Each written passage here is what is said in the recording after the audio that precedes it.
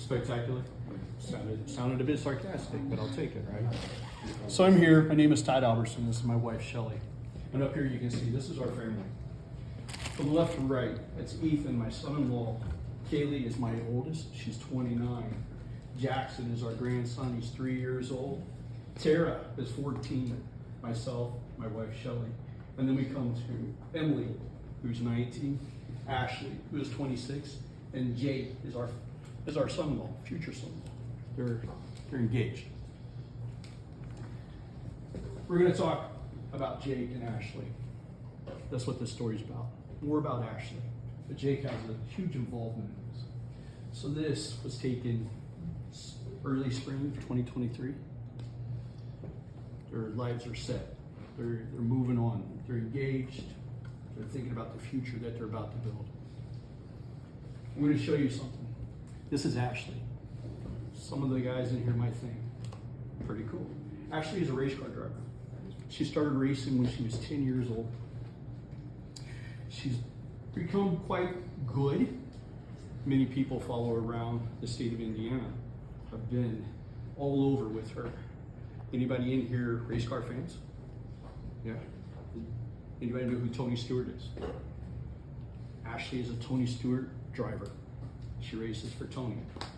She races a TQ midget, which is a 3/4 midget, all over the place. She's raced Kenyan midgets. She's raced TQ midgets. She's raced quarter midgets. She's grown up. She's done everything. You can see her taking off her helmet. She has a fire suit. In this picture right here, see the seatbelts? Safety. Safety is paramount when it comes to racing. We've been in accidents. I say we. She's been in accidents. She's been knocked unconscious. She's had multiple concussions. She spent time in a neck brace. And the whole time, every time that happened, all she talked about is am I going to be able to race next week? That's what she loves to do. She loves racing. I cannot tell you how much she loves racing. There's something about it. She's just drawn to it. She was a softball player and a basketball player. And when she got into high school, she had to choose. What are you going to do? The softball coach said, make a choice. You're either going to play softball for the high school, or you're going to take and go racing. We actually had our car and trailer in the parking lot at a tournament, high school softball tournament. Ashley said, here's my uniform, I'm going racing. That's what she feels like. That's what she loves. This right here is a couple of videos, and I hope you guys relate to this, because this is who Ashley is. Let's see here.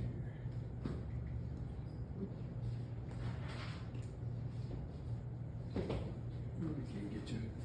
So,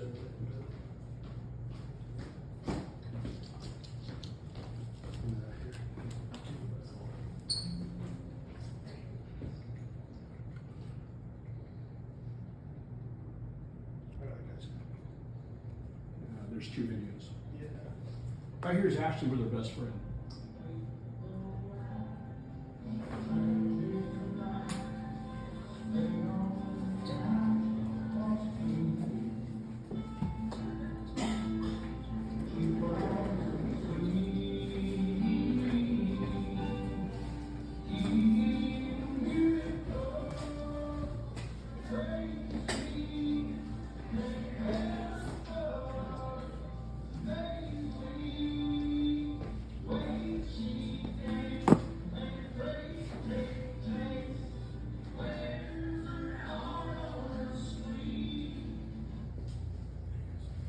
Some of you guys have relationships like that with your friends? Yeah? Means something to you, right? To be able to spend that time with them. That's what Ashley loves to do. She loves to spend time with Kelsey. Kelsey right here is Ashley's best friend. They've known each other since they were high school. About your guys' ages when they first met. Kelsey boyfriend was racing at the time. His name is Jack Dawsey III. Jack races. He's been racing since he was 10, 12 years old along with Ash, except he's been racing bigger cars. He's raced in the lower series of NASCAR. He's continuing building up through USAC right now. But they've been friends ever since high school. They met because of racing. Racing is always a part of this story. Here's another video.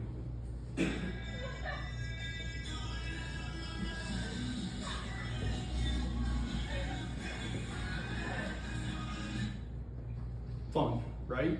You guys do the same thing. You guys are young, you guys have fun. You do things. You don't mean any harm by it, right? You're just having fun. You just want to take and live life, experience life. That's Ash. Her smile. Everybody talks about her smile. When she walks into a room, how she can light up a room, how she makes people comfortable. For the guys in here, like I said, she's a racer. She had to prove herself on the racetrack each and every time that she took the track. For you females, understand that she wanted to be a role model to each and every one of you. She wanted to push. She wanted to push boundaries. She was a union insulator. So she not only worked in a male-dominant industry, but she also competed in a male-dominant industry. And she was excelling because every time she just went out to prove that they weren't going to match her. They weren't going to rough her up or anything else. She was tough-minded. She was calculated. She thought about everything that she did. She put things in perspective. She barely made mistakes when she was in a race car. Barely. And then this. Race car driver killed in crash. Race car drivers die. It happens. Unfortunately. We've known a couple of them that's passed. And it's always been race related. This I could accept if it was race related. Because she always told us, every time that she got hurt, there was one time that she got hurt really bad in Columbus, Ohio. She was in a neck brace. Had to cut her out of the car, do all this stuff. Shelly is in the stands. All she hears is Ashley Albertson tumbling down the backstretch. There's just sparks. Can't do anything. You're helpless. They won't let me on the track. Finally, I'm able to get out there. She's crying. She's got the wind knocked out of her. They're trying to get her out of the car. We take her to the hospital. She spends a couple days there. And then she comes home in her neck brace. And they tell her, you're done racing for the year. So, long story short, we get a second opinion. A second opinion comes from the IRL doctor. IRL, Indy Race Car, Indy 500. He gives her a second opinion and says, they're good. All the safety equipment works the way that it's designed. I helped design the safety equipment. She wears a neck brace that attaches to the helmet. Then gets strapped down by the straps. It keeps the helmet from flopping around. Keeps from those neck injuries happening. Anybody heard of Dale Earnhardt Sr.? Dale Earnhardt Sr. died in a race car, right? Daytona. Actually, the irony of it is he died after the red flag come out for Tony Stewart. Tony Stewart was involved in a wreck, tumbled down the backstretch. Tony still has the car in his collection. I've seen it. It's in his collection. He says, I'll never get rid of that car. That is the darkest moment ever in my racing career. Dale Earnhardt died because he didn't have the proper neck protection on. He took his seatbelts off, some people say. We'll never really know. We just won't. But because of that, technology advanced. The safety equipment advanced. And because that safety equipment advanced, then we had to take an advance with it. The suits are fire rated. The harnesses are to protect your neck. The helmet isn't just a regular motorcycle helmet. It's special. It's fire rated as well. Gloves, shoes, socks, underwear. She was able to stay in her car if it was on fire up to 2 hours. That's what that fire suit's rated at. Okay? So everything is there. She knows what to do. This is the result of road rage. This is the result of road rage. And I'm going to tell you that story because it's not on here. It's here. It's me. It was August 18, 2023. I was coming home from a business trip. I was coming back from Baltimore, Maryland. I got to Columbus, Ohio. Midday, somewhere around there. And I got a phone call from Jake. And Jake says, there's been an accident. He's frantic. He says, Ashley's dead. That's what I hear. I'm on the other side of the state. They're down in southern Indiana. I'm at least 2 hours away. The worst thing possible for any parent to hear is that. I was the first call that he made. How is she dead?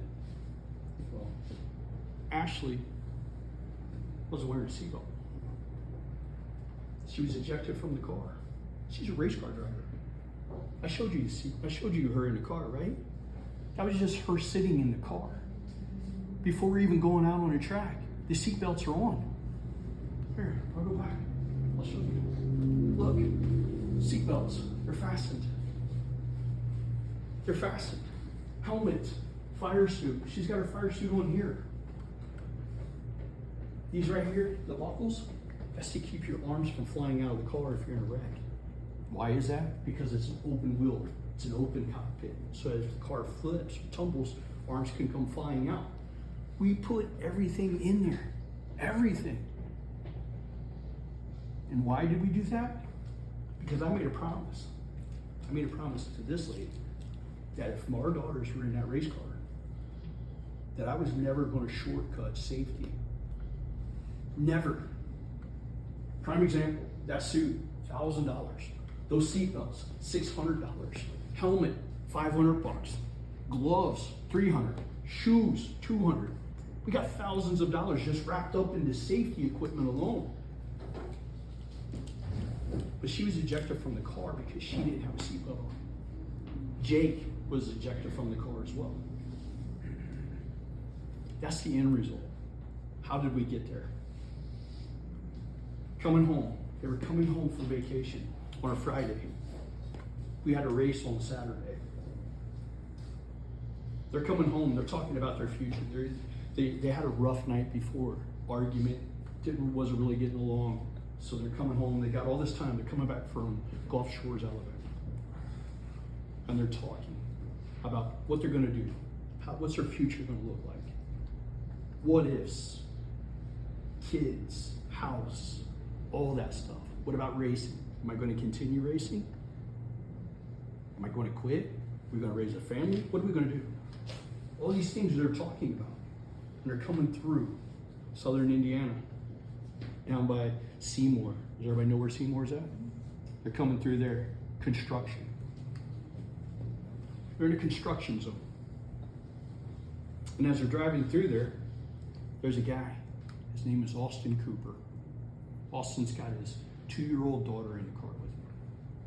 They're headed to the hospital because the day before, his wife just gave birth to their second child. Austin is mad. Traffic's not moving fast enough. He wants to get to the hospital. He wants to see his baby. I don't blame him. I want to see my babies too. 10 miles. 10 miles. People are calling in on Austin Cooper in the way that he's driving in a construction zone. He catches up with Ashley and Jake, gets behind Jake. There's a semi. Jake's in the fast lane, he's in the left lane, semi's in the right lane. Austin is so mad that they're not going fast enough. Austin tries passing them in the grass on the left-hand side between the median and the highway. Jake is irritated. He gets tired of this guy riding his butt. So he just does his speed limit. He's agitating Jake.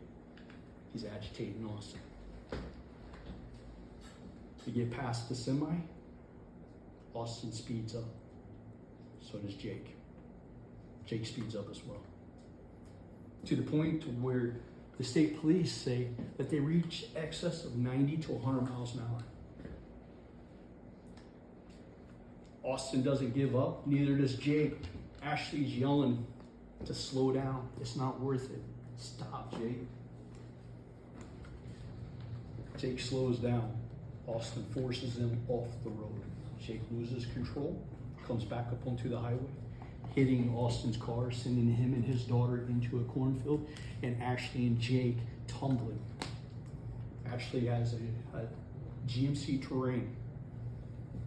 The whole top is just glass, panoramic, right? Glass breaks. Ashley doesn't have a seatbelt on. She's ejected. I still can't tell you the injuries. Shelly can. I can't.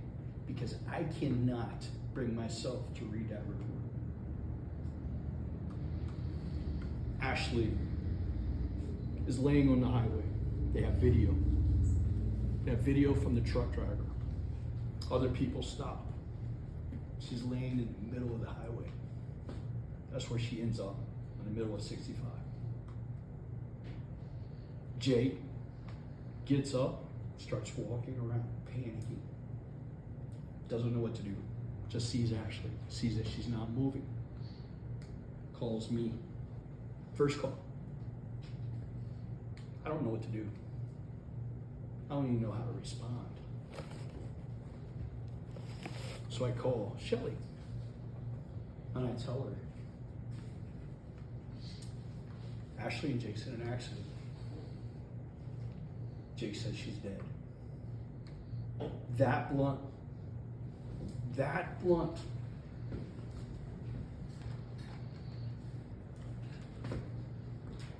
Everything in my life revolves around my girls. They are my greatest accomplishment ever. And I just collapsed. It's the hardest thing. It's hard for me to tell you this story right now because I relived that day.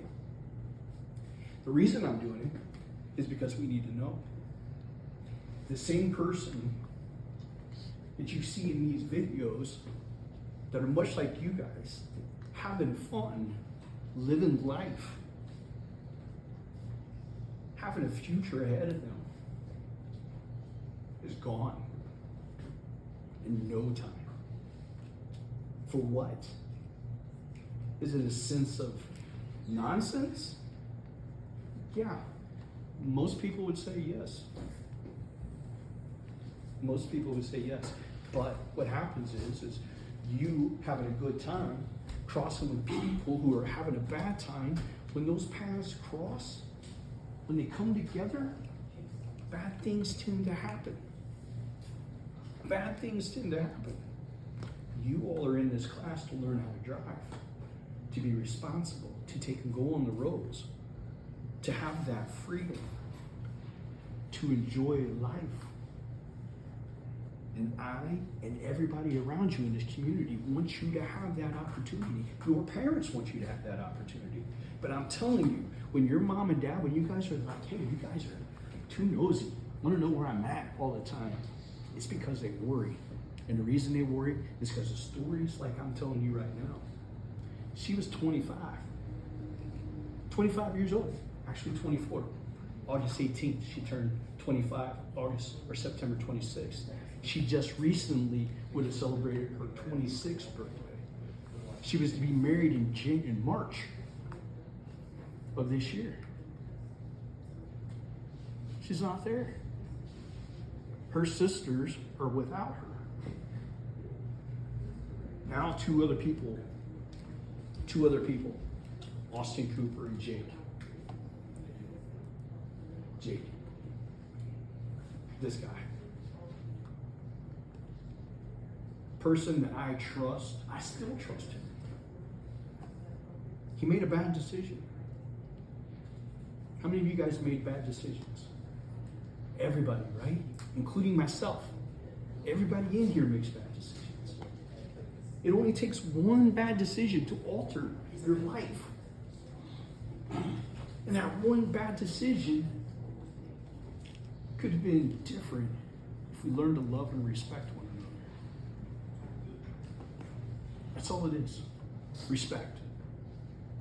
Now, some of you all may have words or may not care for each other sitting in this classroom. That's understandable. That's human nature.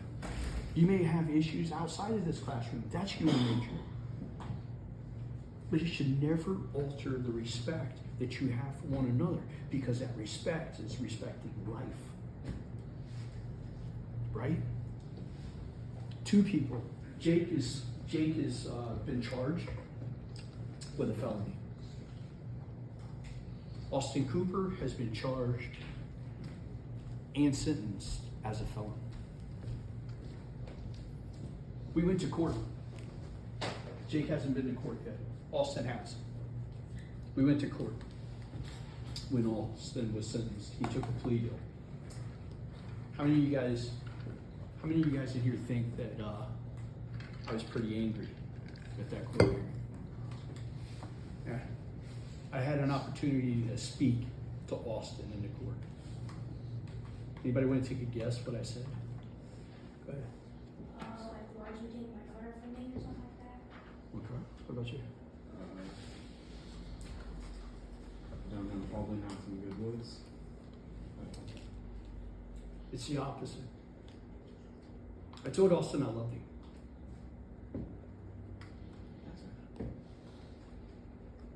And the reason being is because being angry at Austin or being angry at Jake is kind of the same thing that why we're here, right? They were angry at one another. Their anger boiled over to the fact that I and my family are without my daughter. Jake is without his wife. There's nothing more that we can do. We have two choices. I can stay angry and hurt for the rest of my life, or I can do what she used to tell me a lot in the pits when I would get mad, when things wouldn't go right, when I didn't like the way that somebody drove against her and or roughed her up, caused her to wreck, did stuff like that. I would be mad. I would be that person who was in the pits telling them, I'm not going to stand for it. You're not going to do my daughter that way. And she would always tell me, let it go, Dad. We got another day. We learned a lesson. So I've learned my lesson. And I'm going to tell you guys, it's a Bible verse that I use a lot because I have a lot of people that ask me why or how I can feel this way about Jake, who I still talk to on a regular basis, or Austin. And those of you guys who ever watch any kind of sporting event, right? You see people holding up signs that says John 3:16, right? John 3:16. People would typically know what that Bible verse is. That Bible verse says that God gave up his only son, right? To pay for the sins of ours. That's not the Bible verse that I like. The Bible verse that resonates to me in this situation is John 3:17. It says God didn't take Jesus to punish us, but to teach us. So Ashley wasn't taken from me to punish me. She wasn't taken from Shelley or her sisters as a punishment, but to teach us. So that's what I'm here. I'm here to teach. I'm here to spread the word. To take and tell people that I want to change the world. How do I change the world? I'm one person, right? I'm telling all of you guys this story. So that's the first step of changing how we do things, is telling you. What is there? 15 of you? 18 of you? 18 of you guys go and tell one other person, and now the process starts. I'm changing the world. I'm going to change the world right here in Hancock County with you all. Because I'm telling you the story. Because I don't want your parents to feel this way. Right? Road rage is happening. I travel all over the country, y'all. And I teach classes. Not classes like this, but I teach safety classes for elevators and escalators. I talk to politicians about making safety standards. This is what I do. When I was talking to the state police about this accident, they kept telling me, somebody needs to be held accountable. I said, man, accountability is really hard for me to process. Who do I hold accountable? And the state police said, well, you hold Jake accountable. You hold Austin accountable. And I said, well, I got to hold Ashley accountable too, because Ashley didn't have her seatbelt on. Not only did I hold Ashley accountable, Ashley held herself accountable because she didn't have her seatbelt on. But then there's the state police, right? For 10 miles, people were calling in. But they didn't do anything. They couldn't do anything. It was in a construction zone. And I have respect for that. Because if they're in the construction zone, sitting out there in a situation, now they're in danger, right? They're in danger. Their family could be in jeopardy because of the loss of them. So things just snowball. I have enough respect for them to know that they can't be there.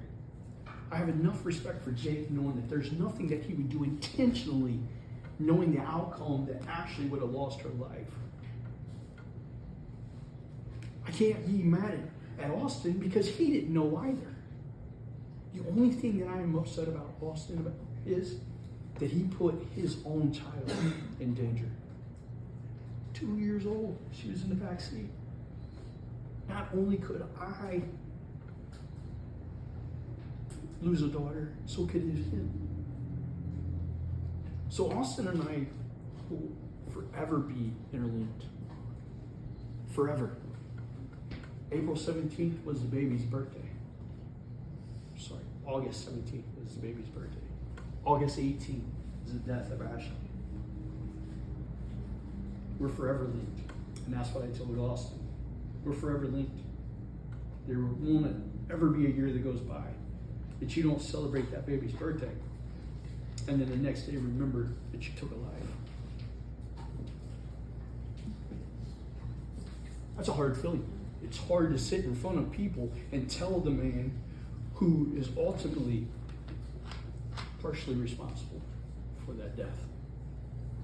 Now Jake's responsible too. Now both of them could go to prison. And most people would be happy for that. I'm not. And the reason being is because Austin's got 2 little ones. And if I take those 2 little ones' dad away from them, what does it do to them? That's vengeance on my part. Would you agree? If I ask for Jake to go to jail, well, then that takes Jake away from me, my daughters, and my family. He is still that connection that we have with Ash. That would be vengeance again, because his mom and dad and his brothers and sisters would be without him. I'm not here for vengeance. I'm here to learn. I'm here to teach. I'm here to speak. I'm here to spread the word of who Ashley Albertson is. Not was, but is. Because she's very much alive and present. Because she's given us this opportunity to come and speak to you all. So every time that I speak about her, it gives me that opportunity to give a little bit of something about Ashley to you guys, to somebody else, to continue growing. Because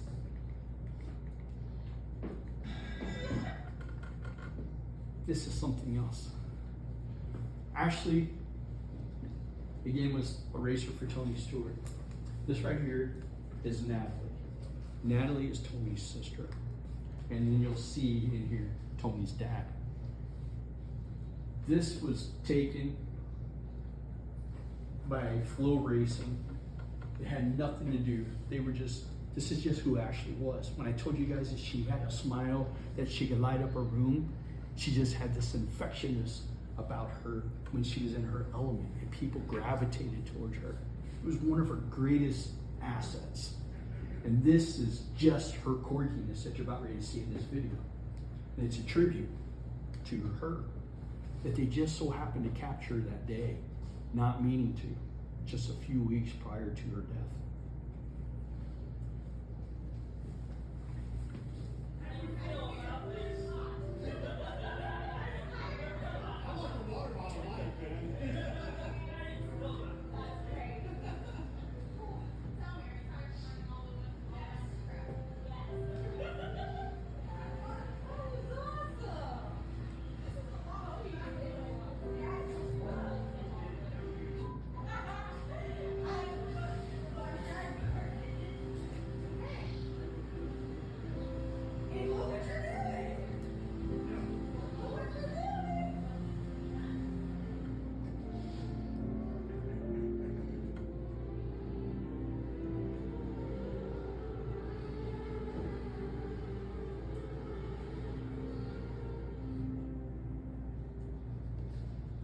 This is what we're left with. This is what I'm left with. I told you guys I travel around the country. And there's a lot of times that I'm sitting in a hotel room by myself, reminiscing, thinking about what's tomorrow going to do. Am I going to get another opportunity to speak to somebody about Ashley, about the accident? I got a tattoo here on the arm. 2 tattoos, always, and a number 4. That was her number, always. When she would get into the car, I would tell her, be smart, be safe. You're not going to win a race in the first turn or the first lap. The comment, always. Never changed. Never changed. We had this little stupid handshake that we've been doing since she was 10 years old.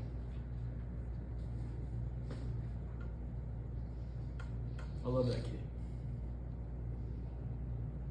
And every day, this tattoo reminds me, keep calm, relax. I don't need to take and be angry. I don't need to affect someone's life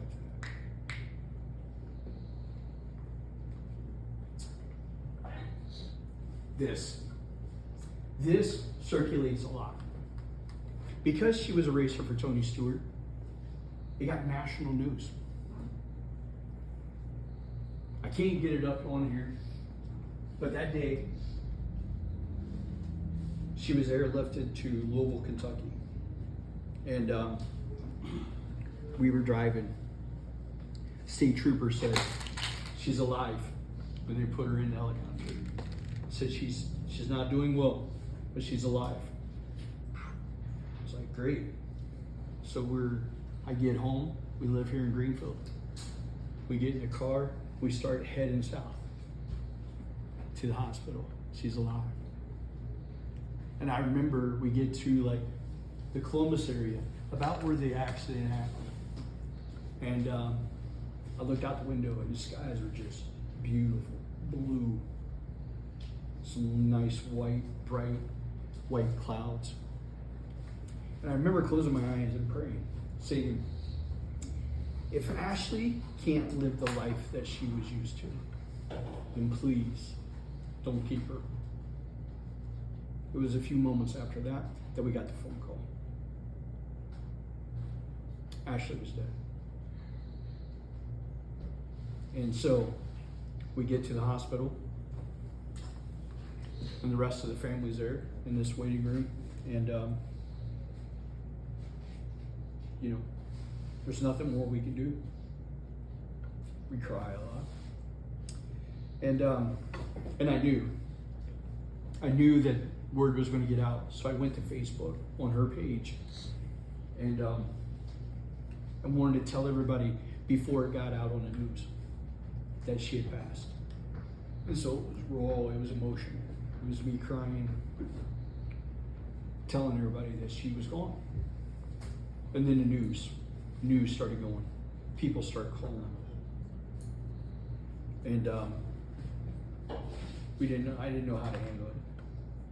And it was a fame that I just didn't want, but it was fame that was there. So then it gets big enough. We have her funeral at our church in New Pal, and the service was 3-4 hours long. There was people lined up for 4 hours.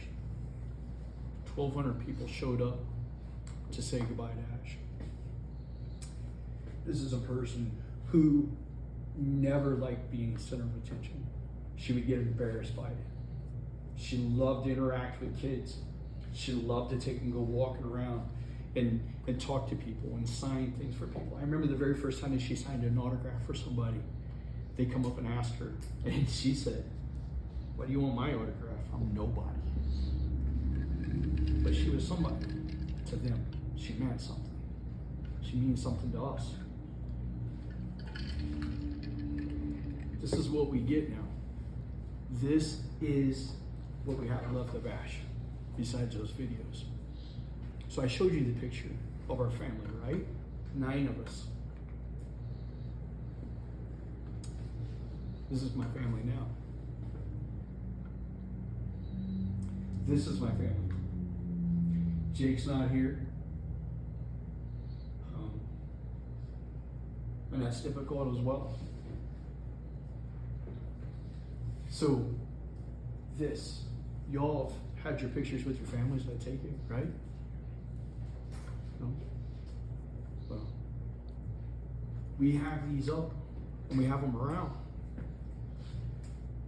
8 months difference from the first picture of all 9 of us to this picture of 7 of us.